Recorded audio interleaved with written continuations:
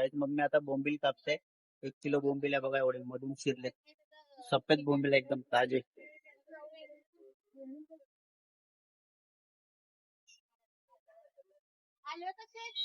एवढी सर्व मच्छी आहे बघा आपल्याकडे सर्व. कोळंबी आहे 2-3 प्रकारच्या, पापलेटा, बांगडे, हलवेस, फ्रावस, सुरमई, बोंबील, काळी माशी पण आहे.